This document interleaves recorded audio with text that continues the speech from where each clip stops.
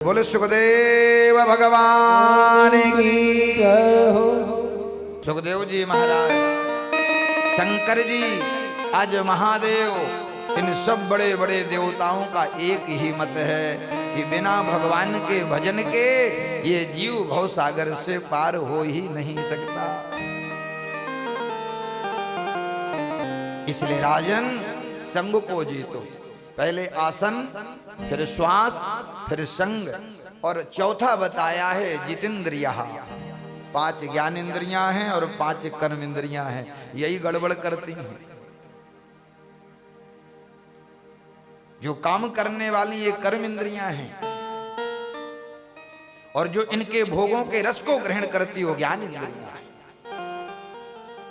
और ये इंद्रियां ही मन से कहती हैं रसगुल्ला खाना है, डॉक्टर ने मना किया।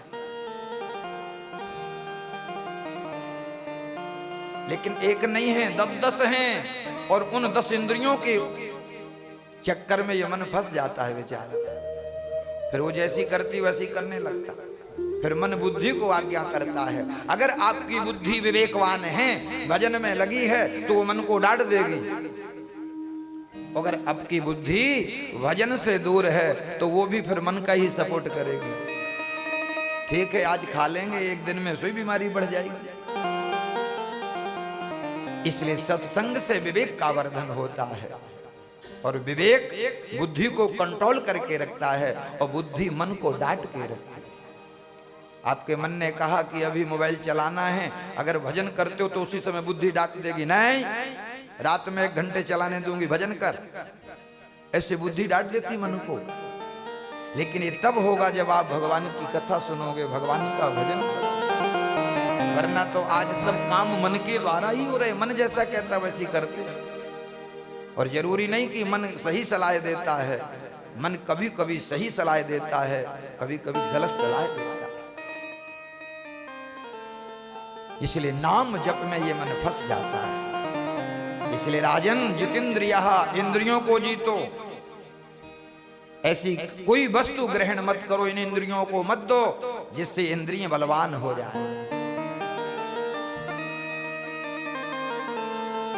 इनको सात्विक आहार, सात्विक भोजन देना चाहिए। पहले भगवान का भोग लगाओ और फिर इनको दो कि ये प्रसाद है, अब पाओ। तो आपकी इंद्रियां सात्विक हो जाएंगी, आपके भजन में आपका सहयोग करेंगे। इस प्रकार से वर्णन किया। 2 प्रकार की मुक्तियों का यहां पर वर्णन किया, एक सद्यो मुक्ति, एक क्रम मुक्ति। क्रम मुक्ति में साधन है, और सद्यो मुक्ति में गुरुदेव की आज्ञा मान करके उस मार्ग पर चलना चाहिए। ये 2 प्रकार की मुक्ति। जैसे एक डायरेक्ट भगवान से संबंध, एक क्रम से धीरे धीरे जो भगवान ने शास्त्रों में विधि बताई है कि पहले नाम जप करो, फिर कथा सुनो, इससे धीरे धीरे तुम्हारी मुझ पर प्रीत होगी। तो 2 प्रकार के साधन बताए। सृष्टि प्रकरण के बारे में बताया। जब प्रश्न किया परीक्षित ने कि गुरुदेव, ये भगवान सृष्टि का सृजन कैसे करते हैं, तब सुखदेव जी को याद आई कि कथा शुरू कर दी, मंगलाचरण अभी हमने किया ही नहीं। क्योंकि राजा ने तुरंत प्रश्न किया तो उत्तर देना भी तुरंत जरूरी था। अब यहाँ पर इन्होंने भगवान का मंगलाचरण किया। नमः परस्मै पुरुषाय भूयसे सदुद्भवस्थान निरोध लीलया गृहीत शक्ति त्रतयाय देहिना अंतर्भुवायानुपलक वर्तमनि। कहा राजन, विविध प्रकार की देवी देवताओं की उपासना है, शास्त्रों में उसकी पद्धति है। जो ज्ञान चाहता है वो सरस्वती की उपासना करे। जिसे लक्ष्मी चाहिए, धन चाहिए, लक्ष्मी की आराधना करे। जिसे स्वरूप चाहिए वो कामदेव की उपासना करे। और जिसको अपने घर में सुख शांति चाहिए वो महादेव की उपासना करे। क्योंकि भगवान महादेव कि आप मंदिर में जाइए तो देखो सबसे पहले नंदी का दर्शन होता है। ये नंदी धर्म का प्रतीक है। इसलिए नंदी को धर्म बताया। परीक्षित ने धर्म को बैल के रूप में ही देखा था। नंदी के बाद गणेश भगवान का दर्शन। गणेश ज्ञान के देवता, बुद्धि के देवता है। यानी जीवन में पहले धर्म को धारण करो, धर्म के बाद फिर ज्ञान। बगल में माता जी श्रद्धा का प्रतीक है। फिर श्रद्धा आवे, बगल में कार्तिकेय जी हैं। कार्तिकेय जी विवेक का स्वरूप है। इसके बाद फिर महादेव। और सबके वाहन देखो अलग अलग हैं। गणेश जी का वाहन चूहा, और महादेव के गले में और सांप और चूहे में ऐसा बैर है। भगवान महादेव का वाहन नंदी, और माता रानी किस में बैठी हैं? शेर पर। और शेर और नंदी का ऐसा। लेकिन यहां सब साथ रहते कि नहीं रहते? इसलिए कहते जो भगवान महादेव की उपासना करता है उसके परिवार में कलह नहीं रहती, कुमति नहीं रहती, सुमति आ जाती। सब एक दूसरे से परस में प्रेम करते हुए रहते। उपासनाएं बताना, जिसे कुछ नहीं चाहिए वो भगवान की आराधना करे, सब कुछ मिल जाता है उसको। कहा कि राजन, कोई कितना भी बड़ा विद्वान हो जाए,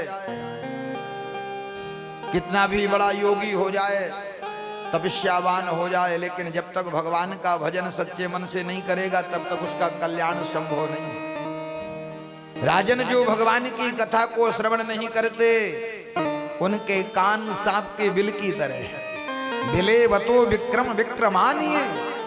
जिनकी वाणी भगवान का कीर्तन नहीं करती वो दादुर के समान है, जो जीवन भर टर टर करती रही और भगवान के किसी काम नहीं आई।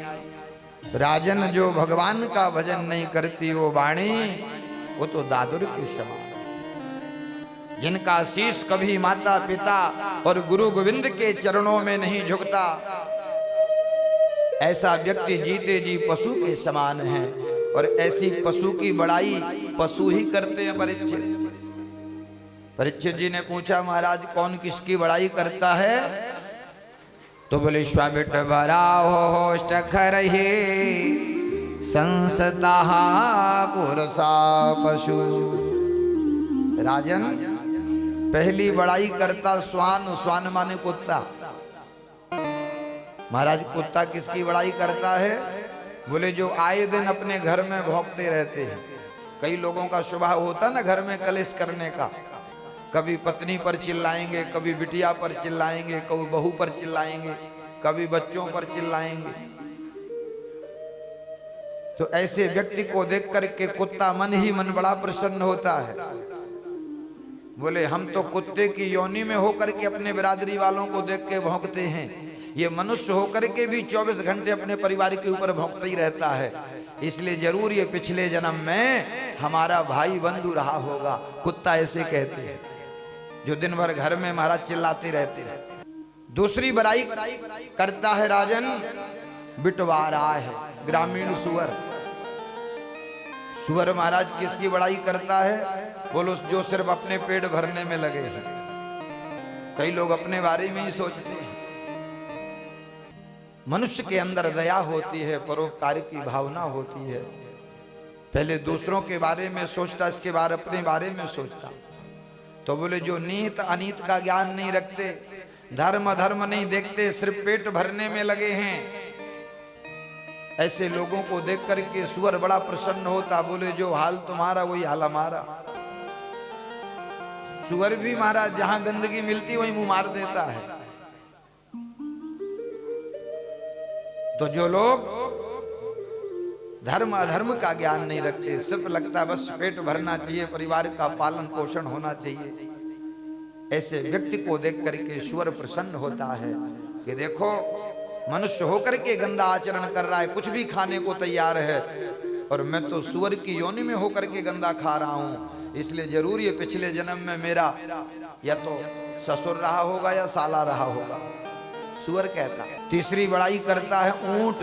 महाराज ऊंट किसकी बड़ाई करता? बोले जिन्हें थोड़ा धन मिल गया, पद मिल गया, प्रतिष्ठा मिल गई, तो अहंकार के मारे ऐसे चलते ऊपर को सर उठा के। माता पिता के भी पैर छूने में शर्म आती है ऐसों को। अभी कुछ समय पहले की घटना लखनऊ की, एक किसान ने गरीबी में जीवन जी करके अपने बेटे को पढ़ाया, जमीन गिरवी रख करके, और वो लड़का पुलिस का अधिकारी बन गया। बाप ने मेहनत करके पुलिस का अधिकारी बन गया महाराज। उसके बड़े ठाड बाट, तो साल 6 महीने में छुट्टी मिलती, तब जाके गांव जाता, माता पिता से मिलता। बाप ने सोचा कि देखो बेटे को कष्ट होगा, छुट्टी लेनी पड़ेगी, तो चलो हम ही मिल के आते उसके ऑफिस में। तो महाराज गांव का आदमी साधारण सा, वही गंदे कपड़े और चप्पल पहन के, और ऑफिस में जब गया तो पहले तो पुलिस वालों ने अंदर नहीं जाने दिया, लेकिन बड़ी रिक्वेस्ट करी तो अंदर गए। तो बेटा एक मीटिंग में बैठा था अधिकारियों के साथ, और जब कहा कि कोई आपसे आपकी जन्मभूमि से मिलने के लिए आए हैं, तो आया एकांत में मिला कि आप यहाँ कैसे? बोले बेटा तेरी बहुत याद आ रही थी, इसलिए मैं अपने आप को रोक नहीं पाया, इसलिए मैं चला आया। बोले किसी को बताना नहीं, अब चुपचाप चले जाओ। मिलकर के बाहर जैसे वो निकले, एक अधिकारी ने पूछा कौन है? बोले हमारे घर का नौकर है, हमारे घर का नौकर है। वो बाप फूट फूट करके गांव के लोगों को बता रहा कि मैंने जमीन बेच करके गरीबी में दूसरों से कर्जा लेकर के अपने बेटे को पढ़ाया, और आज वही बेटा पुलिस का अधिकारी बन गया। और मैं उससे मिलने गया तो अपने अधिकारियों से कह रहा था कि हमारे घर का नौकर है, नौकर।